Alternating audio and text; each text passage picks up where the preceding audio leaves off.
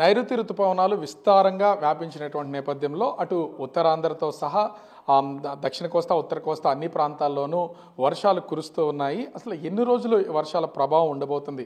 విశాఖ వాతావరణ కేంద్రం scientific officer తారా స్వరూప గారు ఉన్నారు. మేడం, అసలు ఎన్ని రోజులు వర్షాలు కురిసే అవకాశం ఉంది? తుఫాన్లు ఏమైనా ఉన్నాయా? అల్పపీడనాలు కానీ వాయుగుండాలు కానీ? ప్రస్తుతం అయితే తుఫాన్లు అవేమీ లేవండి. అల్పపీడనం మాత్రం నిన్నటి అల్పపీడనం ఉత్తర ఒరిస్సా, దక్షిణ గాంజెటిక్, వెస్ట్ బెంగాల్ ప్రాంతంలో ఉంది.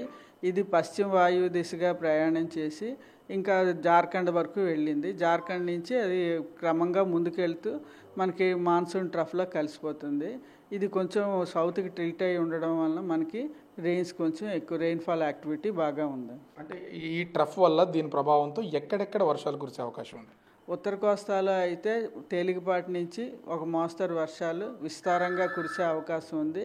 దక్షిణ కోస్తాలో అయితే 1-2 ప్రదేశాల్లో కురిసే అవకాశం ఉంది. ఉత్తర కోస్తాలో 1-2 చోట్ల భారీ వర్షాలు, కొన్ని జిల్లాల్లో భారీ వర్షాలు కూడా 1-2 చోట్ల భారీ వర్షాలు కూడా కురిసే అవకాశం ఉంది. ప్రస్తుతం అయితే శ్రీకాకుళం, విజయనగరం, విశాఖపట్నం, అనకాపల్లి, పార్వతీపురం, మన్యం వీటికి మాత్రం 1-2 చోట్ల ఈ జిల్లాల్లో 1-2 చోట్ల భారీ వర్షాలు పడే అవకాశం ఉన్నట్టు ఇచ్చాము. అంటే కంటిన్యూగా కూడా వర్షం కురుస్తూనే ఉంది, ఎక్కడ ఆపకుండా. అంటే ముసురు పట్టేసి కొంచెం ఇబ్బందులుగా కలిగిస్తున్నటువంటి పరిస్థితి. అందుకే ఇదే విధంగా ఎన్ని రోజులు ఉండే అవకాశం ఉంది? ఇంకో 1 or 2 days ఉంటుందండి. అంటే మాన్సూన్ రెయిన్స్ అంటే ఇలాగనే ఉంటాయండి. ఇప్పుడు మనకి అల్పపీడనం,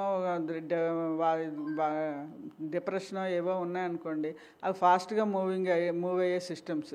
అందువలన ఏంటంటే మనకి వాన పడి ఆ తర్వాత సిస్టమ్ ఏ డైరెక్షన్లో మూవ్ అవుతుందో ఆ డైరెక్షన్లోకి నుంచి క్రమంగా వెంటనే 1 or 2 daysలో పూర్తిగా క్లియర్ అయిపోతుంది మనకి. కానీ ఇప్పుడు మనకి మాన్సూన్లో ఋతుపవనాల్లో అయితే అలా మూమెంట్ చాలా స్లోగా ఉంటుంది. స్లోగా ఉండడం వల్ల ఏంటంటే మనకి బాగా వాన పడుతుంది. పెద్ద భారీ వర్షాలు వచ్చి కొట్టుకుపోకుండా అలా కంటిన్యూస్ రెయిన్ మనకి అలా పడుతుంటుంది. కొంచెం గ్యాప్స్ ఇచ్చి అలా వానలు పడుతూనే ఉంటాయి. ఉరుములు, మెరుపులు, ఈదురుగాలులు వీటి అంటే కండిషన్ ఎట్లా ఉండబోతుంది? ఉరుములు, మెరుపులు వచ్చేవి కొంచెం తక్కువే వస్తాయండి. 1-2 ప్రదేశాల్లో ఉరుములు, మెరుపులతో కూడిన జల్లులు కూడా పడే అవకాశం ఉంది. కానీ ఈదురుగాలు మాత్రం ఎక్కువగా ఉంటాయి. మన నార్త్ కోస్తాకు సంబంధించి ఈదురుగాలు 45 నుంచి 55 కిలోమీటర్ల వరకు, అప్పుడప్పుడు 65 కిలోమీటర్ల వరకు ఉండే అవకాశం ఉంది. అంటే మత్స్యకారులకి ఏమైనా సూచన కానీ హెచ్చరికలు కానీ ఏమైనా చేస్తున్నారు? మత్స్యకారులకి అప్రమత్తంగా ఉండవలసిందిగా హెచ్చరించడం జరిగింది. అంటే ఇప్పటికే సముద్రంలో చాలామంది వేటకు వెళ్ళినటువంటి వాళ్ళు ఉంటారు. వాళ్ళు ఏమన్నా తిరిగి రావాల్సిన పరిస్థితి ఏమైనా ఉందా? అంటే తిరిగి వచ్చే అంత పరిస్థితి ఏం లేదండి. కాకపోతే ఈదురుగాలు ఉన్నాయి కానీ మరీ అంత డేంజరస్ కాదు. ఇప్పుడు తుఫాన్లు అవి అంటే వాళ్ళకి వచ్చి మనం చెప్తాం, ఎందుకంటే దగ్గరికి వస్తున్న కొలది దాని ఇంటెన్సిటీ పెరుగుతుంది కాబట్టి. ఇక్కడ ఏంటంటే ఇంటెన్సిటీ కంటిన్యూస్గా అలాగనే ఉంటుంది. ఇది అందులో సిస్టమ్ కూడా ల్యాండ్ మీదకి వచ్చి జార్ఖండ్ వైపు మూవ్ అయిపోతున్నది కాబట్టి మరీ అంత డేంజరస్ సిచ్యువేషన్ కాదు కాబట్టి అప్రమత్తంగా ఉండమని ఇవ్వడం జరిగింది. అంటే ఉత్తరాంధ్రలో కొన్ని ప్రాంతాలకు భారీ వర్షాలు, ఉత్తర కోస్తా, దక్షిణ కోస్తాకు సంబంధించి 1-2 చోట్ల భారీ వర్షాలు ఉన్నాయి. రాయలసీమ పొజిషన్ ఏంటి? అసలు ఏమన్నా సాధారణ వర్షాలైనా కురిసే సూచనలు ఏమైనా ఉన్నాయా? రాయలసీమలోని అక్కడక్కడ వానలు పడే అవకాశం ఉందండి. రాయలసీమలో ఇంత ఎక్కువ వానలు మాత్రం లేవు.